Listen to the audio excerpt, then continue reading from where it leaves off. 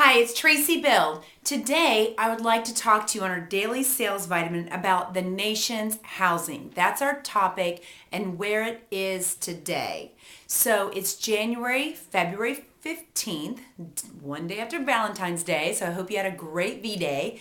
And I'd like to read from an excerpt of the St. Pete Times, and this is from the Sunday paper, February 14th. And if you don't mind, I'm going to read directly from this a little bit because I don't want to get any of this information incorrect because it's so very important that you are communicating the right information to your prospects. So I'd like you to take a few talking points and put this in your real estate toolbox. So when communicating with your prospects, you have great information to help assist in your closings.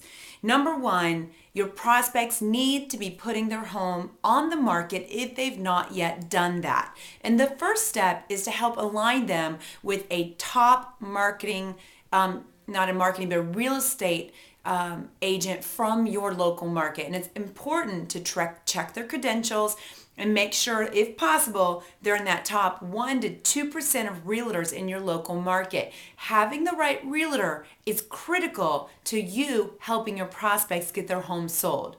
And then the next step will be for that realtor to get comps on the home of the prospect that you're working with or prospects so they have accurate information about what their home will be priced at. And as you know, there's short sales and foreclosures that have driven home values down, but we need to prepare them and have them be very realistic about what they're going to get for their home.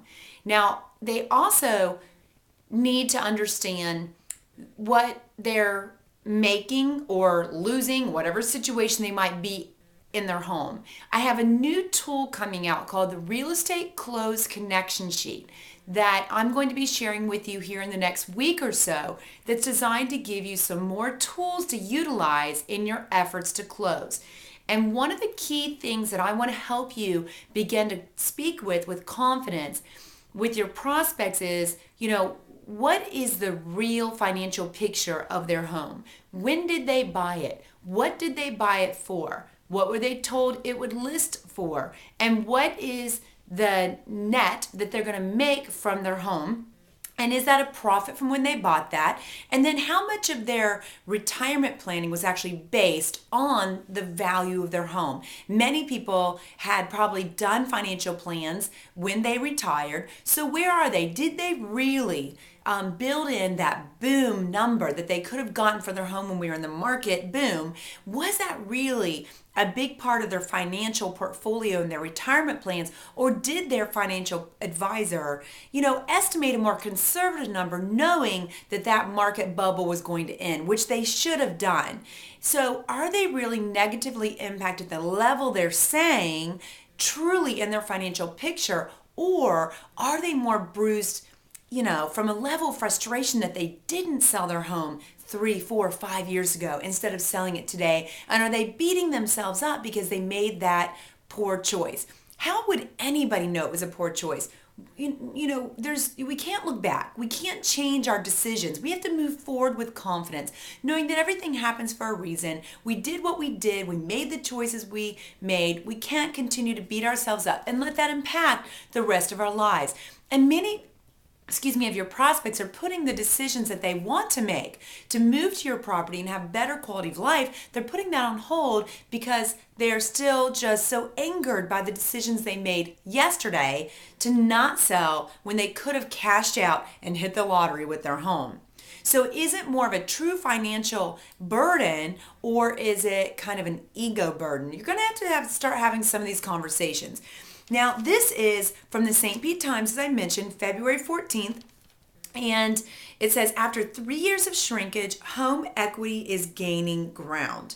So it said, with all the bad news about underwater homeowners and walkaways, you might think that American homeowners' equity holdings are in the tank.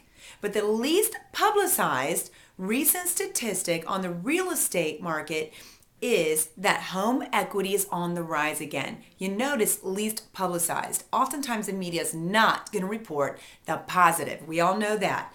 And we need to communicate this to your prospects. Federal Reserve economists conduct massive ongoing research into mortgage balances and home value changes in hundreds of local markets across the country every quarter. Their most recent, the Fed's most recent flow of funds survey, I want to make sure you can document where this information came from. The Fed's most recent flow of funds survey that's done quarterly shows homeowners' net equity grew by nearly $1 trillion between the first and third quarters of '09. So also it says that's not all that impressive. That's not that all impressive compared with the quarterly increases during the boom years. But it could signal something important. After 3 years of unprecedented shrinkage in home equity and 3 years of rapid gains in the numbers of borrowers with negative equity, there are signs the cycle may be shifting, meaning your prospects may not have as much negative equity in their homes as they thought, because in the last two quarters, which would be third and fourth quarter of '09, that negative equity started to decline and there was more value in the home. On Wednesday, online real estate valuation researcher Zillow.com, which I was just introduced to by an awesome student of mine named Galen at John Knox Village, Zillow.com, released its latest quarterly numbers also. The findings were sobering, but also offered hints of modest improvements for housing. So we've got two sources here, Zillow.com, very highly respected, and of course the Fed. The overall negative equity rate among American homeowners remained flat in the fourth quarter at 21.4%. Now that's from Zillow. You don't have to remember the percentages, but just getting your hands around what's happening. But like the Fed numbers, that represented a slight decrease from the first 2 quarters of last year when we were kind of at our worst. So we're seeing an improvement. Zillow found that dozens of markets, more of the metro, St. Pete, Washington, LA, San Francisco, that percentage of homeowners with negative equity appears to be on the decline. So if you're in a metro market, this is a good thing. And of course, that's probably going to be reflected in a lot of our smaller markets as we move forward. So I just wanted to share with you a little bit more positive information because I know you're constantly inundated with negative information. You have to be the voice of what's happening and advocate for your prospects because they are afraid, and then anything they hear, if it's negative, they're going to attract it to themselves in a much more powerful way because it's reinforcing their decision that I'm not ready yet, maybe I need to wait, because they're scared. So you need to fuel the sales process with positive information and also stress the importance of getting a realtor now and also getting the comps on their home.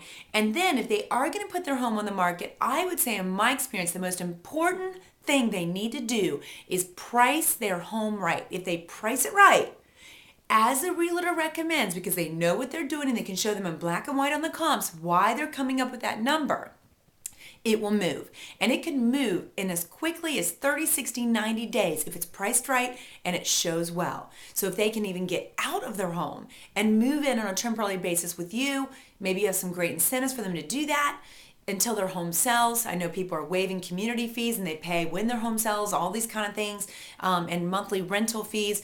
Then they could paint, do new carpet, and get the furniture out, and it will sell even faster. So I hope this information's been helpful for you. Have a great day.